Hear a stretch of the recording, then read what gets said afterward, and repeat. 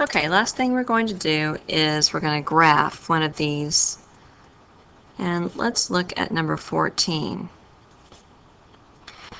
Make sure and write down any questions that you have while we're doing this at home. And I'm going to do some other examples tomorrow in class, so don't worry, you know, if I'm leaving something out. I'm planning to do that tomorrow. Okay, so number 14, y equals negative x squared minus 3x plus 1, and I want to graph this. So the first thing I want to do is get it into vertex form, because when I do that, it gives me the vertex. So I don't have to do that negative b over 2a. It kind of saves me a little bit of trouble. Okay, I have a negative out in front of my x squared term.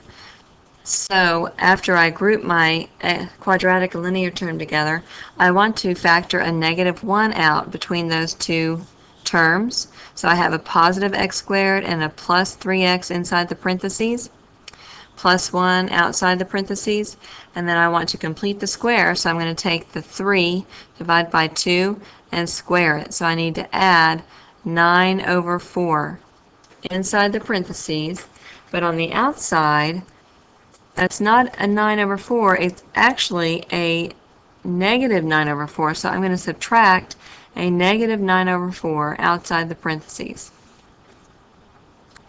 So now I can factor my perfect square trinomial to x plus 3 over 2 squared,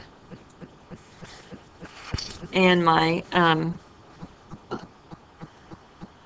outer term, my k, I have 1 plus 9 over 4. That's going to work out to be plus 13 over 4.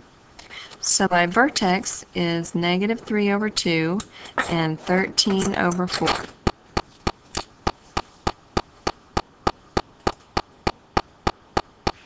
Okay, so my vertex is negative 3 over 2 and 13 over 4. So for graphing purposes, you can go ahead and make that into a decimal, so you kind of get a feel for where it's supposed to be on the graph. So this first number, negative 3 over 2, that's going to be negative 1.5 for your x value. And then the 13 over 4 for your y value, that's going to work out to be like 3.25. Okay, so let's draw your xy coordinate, and you guys need to use graph paper for this.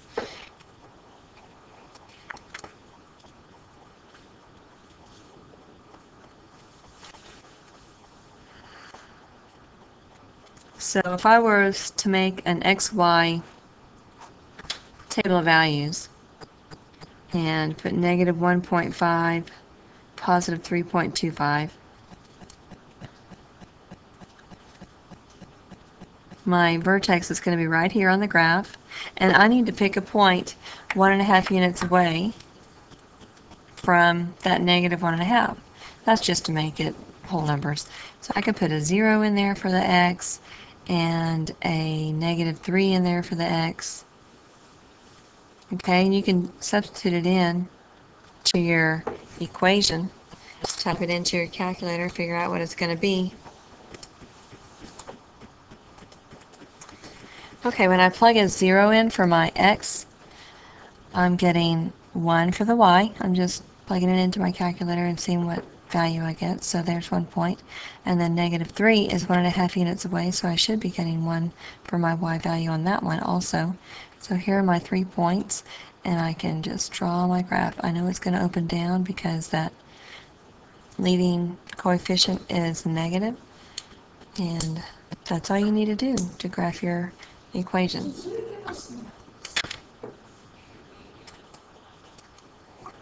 Alright, so we'll do another one of those tomorrow in class. We'll look at number 15 in class, and probably number 12 in class. So I'll see you guys tomorrow. Hope you have a good night. Bye.